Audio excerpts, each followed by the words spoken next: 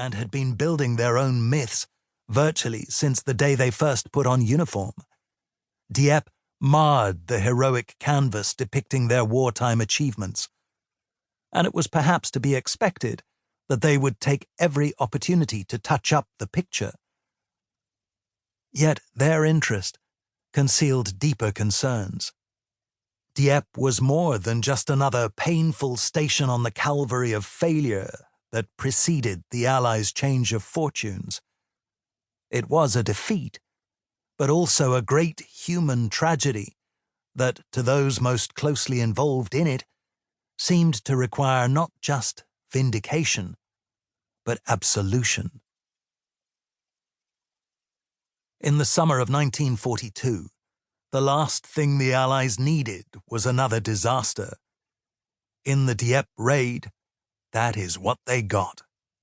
The news of the attack produced first surprise, then dismay, and finally bewilderment. What I don't understand is why Dieppe, puzzled Major General Percy Hobart in a letter to the military historian and expert Basil Liddell-Hart.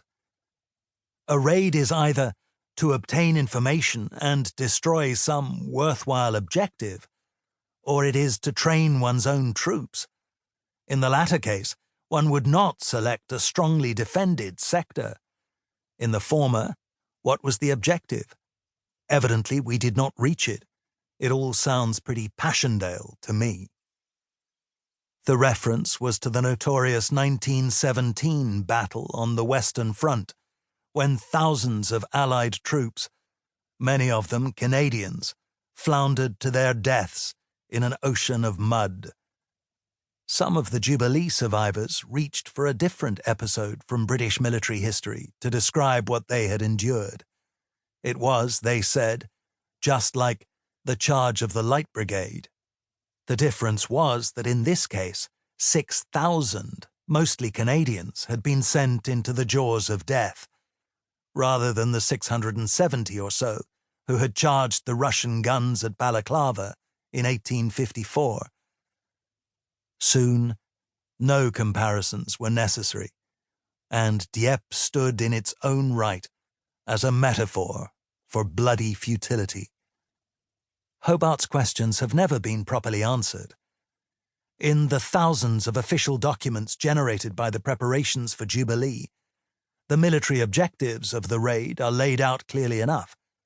There is very little that reveals the higher purpose.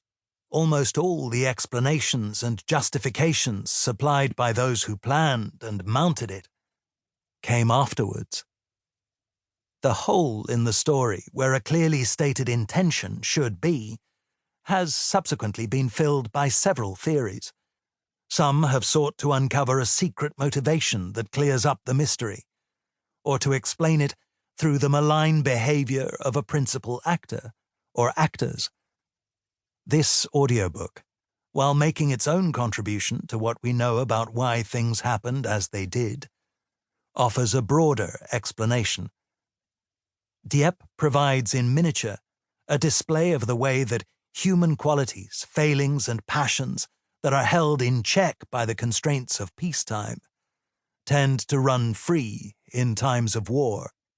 Those at the top were driven by a complicated and sometimes contradictory combination of motives of the sort that only the strange moral ambiance of wartime can produce. Patriotism and duty, yes, but also reckless ambition. Jubilee might have been small compared with what was to come, but it was big at this stage in the conflict, the largest amphibious assault that Britain had attempted since being driven from the continent. Much more than straightforward military considerations were at stake.